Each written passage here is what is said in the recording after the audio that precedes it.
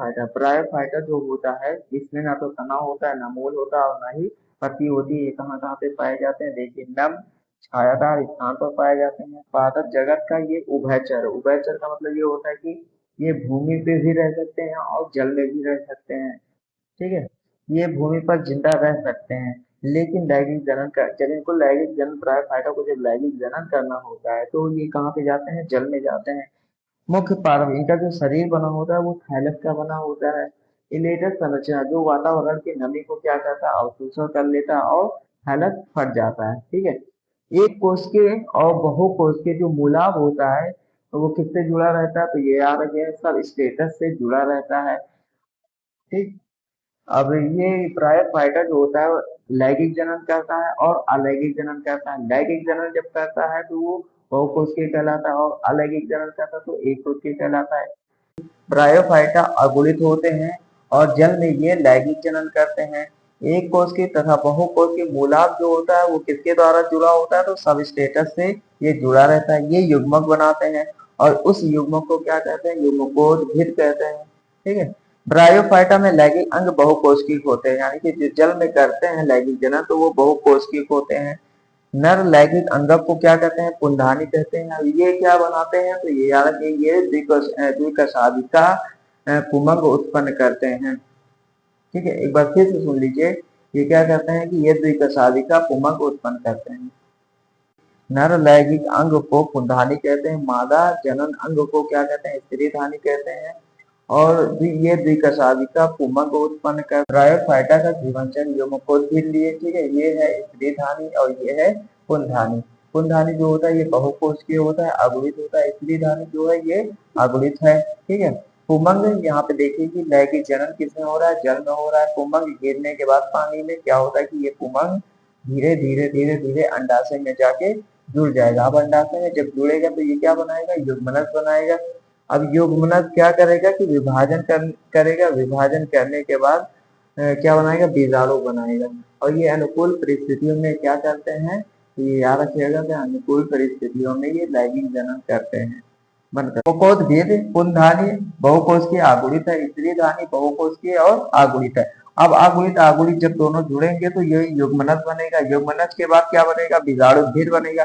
बीजाणुद्भिद क्या करेगा? बीजाणु मात्र कोशिका बनाएगा। अब ये मात्र कोशिका अर्धसूत्री विभाजन करेगा। अर्धसूत्री विभाजन करने के बाद बीजाणु बनाएगा और बीजाणु बनाने के बाद फिर क्या बनाएगा? युग्मकोद्भिद, यानी कि ये प्रोसेस चलता रहेगा। ठीक है, पहले युग्मकोद्भिद, फिर यहाँ पे अगुणित अगुणित फीमेल और मेल का अगुणित अगुणित लिया जाएगा, युग्मनज बनेगा। युग्मनज से बीजाणुद्भिद और बीजाणुद्भिद से बीजाणु मात्र कोशिका, बीजाणु मात्र कोशिका क्या करेगा? अर्धसूत्री विभाजन करेगा। अर्धसूत्री विभाजन से बीजाणु बनाएगा और बीजाणु से फिर युग्मकोद्भिद बनाएगा। ठीक है, अब इसके आगे की अभी हमने क्या बताया? युग्मकोद्भिद, युग्मकोद्भिद से युग्मनज बना, युग्मनज से बीजाणु मात्र कोशिका बना, बीजाणु मात्र कोशिका अर्धसूत्री विभाजन से बीजाणु बनाएगी और बीजाणु से फिर क्या बनेगा? युग्मकोद्भिद बनेगा। अब यहाँ पे बीजाणु मात्र कोशिका है और अगुणित है दोनों। ठीक है, ये होता है कैप्सूल। कैप्सूल जो होता है ये लेयर होता है ब्रायोफाइटा। सीटा, सीटा का काम ये होता है कि भोजन को आगे बढ़ाने का काम करता है इसके। और यहाँ पे ये पैर है। ठीक, इसमें द्विगुणित कोशिकाएं भी हैं और अगुणित कोशिकाएं भी हैं। ये अगुणित कोशिकाएं क्या होती हैं कि जमीन पे गिरती हैं तो दूसरे अगुणित के साथ क्या करती हैं? निषेचन कर लेती हैं। अब जो युग्मकोद्भिद होता है इस पे निर्भर करती है कौन? बीजाणुद्भिद। ये जो बीजाणुद्भिद होती है किस पे निर्भर करती है? युग्मकोद्भिद पर, क्योंकि बीजाणुद्भिद तो जनन करता नहीं, युग्मकोद्भिद से ही जनन होता है। ये बीजाणुद्भिद क्या होता है? प्रकाश संश्लेषण नहीं करता है। ठीक है, ये बीजाणुद्भिद किस पे निर्भर है? तो युग्मकोद्भिद पर निर्भर है, ये याद। ब्रायोफाइटा बीजाणुद्भिद प्रकाश संश्लेषी युग्मकोद्भिद से जुड़ा रहता है और इससे पोषण प्राप्त करता है। ये जो युग्मकोद्भिद होता है ये प्रकाश संश्लेषण करता है, प्रकाश संश्लेषण से पोषण बना के बीजाणुद्भिद को देता है। ठीक है, मांस शाकाहारी स्तनधारियों, पक्षियों तथा अन्य प्राणियों को भोजन प्रदान करता है। ये जो मांस होता है ये क्या करता है कि शाकाहारी पक्षियों और अन्य प्राणियों को भोजन प्रदान करता है। स्फेगनम की कुछ स्पीसीज जाति पीट प्रदान करती है जिसका उपयोग ईंधन ईंधन बनाने में और पैकिंग करने में करते हैं। जो स्फेगनम होता है इसके पास पानी रोकने की क्षमता बहुत ही हाई होती है। ठीक है, देखिए लाइकेन समेत मांस सर्वप्रथम ऐसे सजीव जो चट्टानों पर उगते हैं। ये दोनों लाइकेन और मांस जो होते हैं वो चट्टानों पर उगते हैं। लाइकेन क्या होता है? शैवाल और कवक का सहजीवी होता है, यानी कि ये दोनों साथ में रहते हैं तो उसको लाइकेन कहते हैं। मांस जो होता है ये क्या है? शैवाल है, ठीक है। ये कहाँ पे उगते हैं? चट्टानों पर उगते हैं। ब्रायोफाइटा दो भागों में बांटा गया है, ठीक है। तो ब्रायोफाइटा का दो पार्ट जो होता है वो एक होता है लिवर वर्ट, ठीक है, और दूसरा होता है मास मास, ठीक है। अब यहाँ पे देखिए ये जो होता है ये पहले बीजाणु बनाएगा, बीजाणु, और बीजाणु बनाने के बाद डायरेक्ट ये क्या बनाएगा, यानी कि प्रत्यक्ष रूप से क्या बनाएगा? युग्मकोद्भिद बनाएगा, युग्मकोद्भिद बनाएगा, ठीक है। और ये क्या होता है? जो मांस होता है ये बीजाणु तो बनाएगा, लेकिन बीजाणु अप्रत्यक्ष रूप से, बीजाणु जो बनाता है ये अप्रत्यक्ष रूप से बनाता है, ठीक है। अप्रत्यक्ष अप्रत्यक्ष रूप से क्या बनाएगा? युग्मकोद्भिद बनाएगा, युग्मकोद्भिद, ठीक। ये याद रखिएगा। ये क्या होता है? लिवरवर्ट जो होता है ये डायरेक्ट क्या बनाएगा? युग्मकोद, बीजाणु से युग्मकोद्भिद बनाएगा। और जो मांस होता है ये क्या बनाएगा? पहले बीजाणु बनाएगा, फिर इनडायरेक्ट यानी इसका प्रोसेस है, इसके बीजाणु के बाद अप्रत्यक्ष रूप से युग्मकोद्भिद बनाएगा, ठीक है।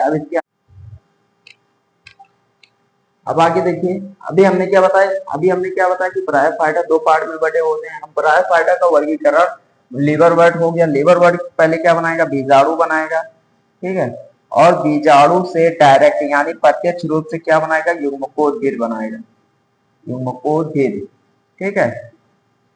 यहाँ पे डायरेक्ट लिख दे रहे हैं, डायरेक्ट का मतलब प्रत्यक्ष रूप से, ठीक है। अब यहाँ पे मांस का अगर देखा जाए तो ये पहले बीजाणु बनाएगा, और बीजाणु जो होता है वो शाखित होता है, शाखित संरचना बनाता है, ठीक है, शाखित संरचना बनाता है। अब ये जो शाखित संरचना होता है ये तंतु के रूप में होता है, इस टाइप, ठीक है। अब इसको बोलते हैं हम लोग प्रथम तंतु, प्रथम तंतु। अब इस प्रथम तंतु को क्या कहते हैं? प्रोटोनीमा, प्रोटोनीमा, ठीक है। अब ये क्या होगा कि ये प्रथम जो तंतु है ये टूट के गिर जाएगा यहाँ पे, ठीक है, ऐसे टूट के ये गिर जाएगा।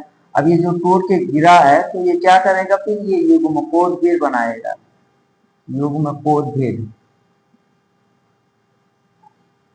ये देखिए आप, बीजाणु शाखित संरचना बनाता है, ठीक है। अब ये शाखित संरचना होता है ये प्रथम तंतु होता है, तंतु के रूप में ये संरचना बनाता है। इस प्रथम तंतु को क्या कहते हैं? प्रोटोनेमा कहते हैं, ठीक है। अब ये प्रथम तंतु जो होता है ये टूट के गिर जाता है, टूट के गिरने के बाद ये क्या बनाएगा? युग्मकोद्भिद बनाएगा, ठीक है। अब आगे देखते हैं।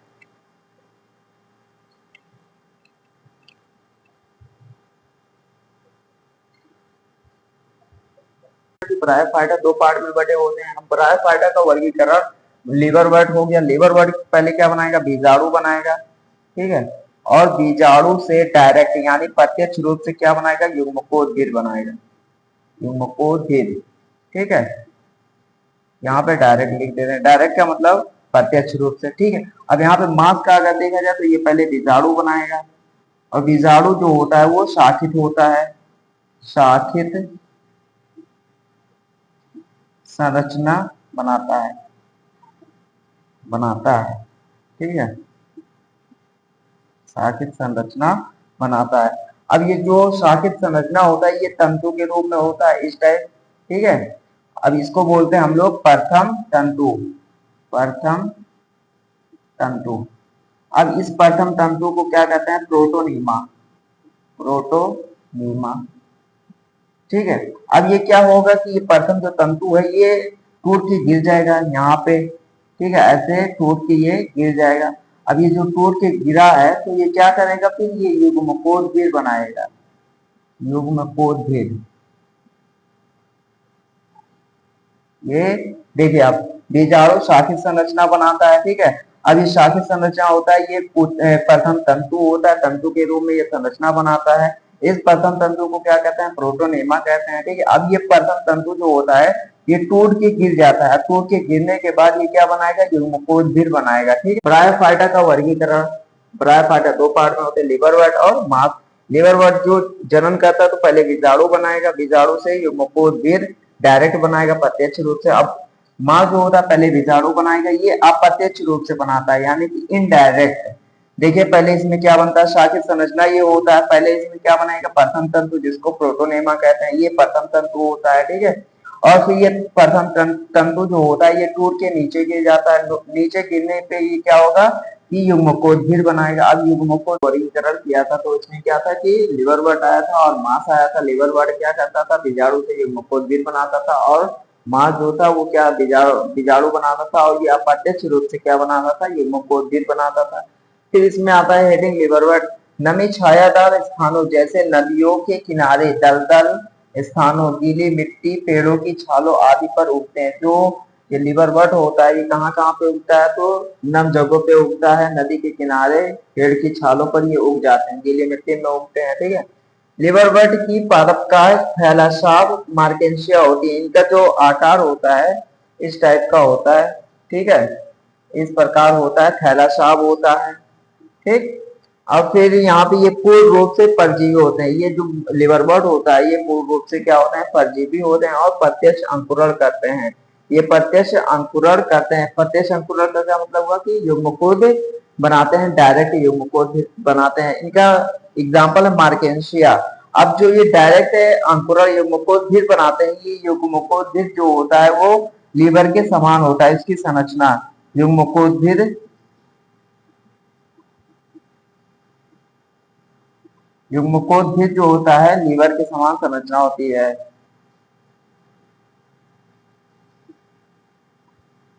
लीवर के समान संरचना होती है।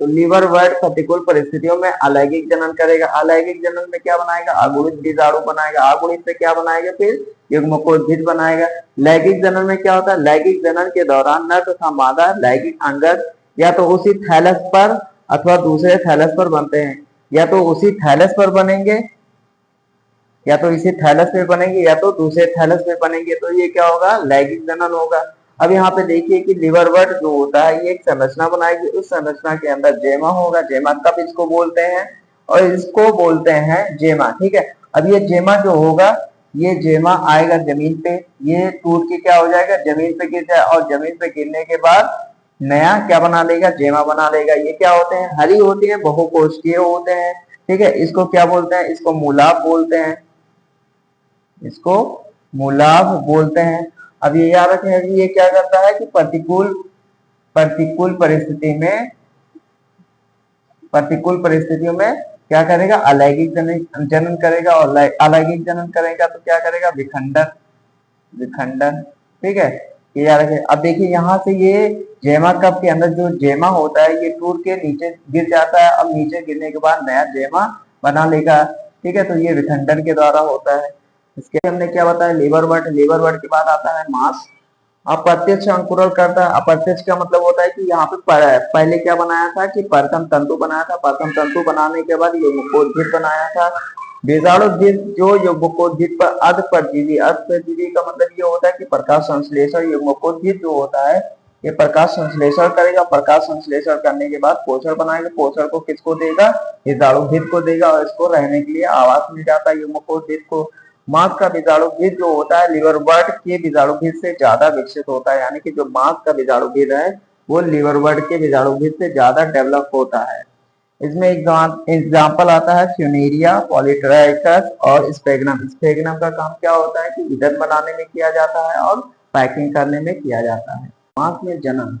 मांस में कायिक जनन द्वितीयक प्रथम तंतु के विखंडन तथा मुकुलन द्वारा होता है। ठीक है, यानी कि जो मांस है ये कायिक जनन द्वितीयक करेगा और प्रथम तंतु के विखंडन से, यानी कि जो प्रथम तंतु बना था वो विखंडन होगा और मुकुलन द्वारा होता है। मुकुलन से भी होता है और विखंडन से भी होता है।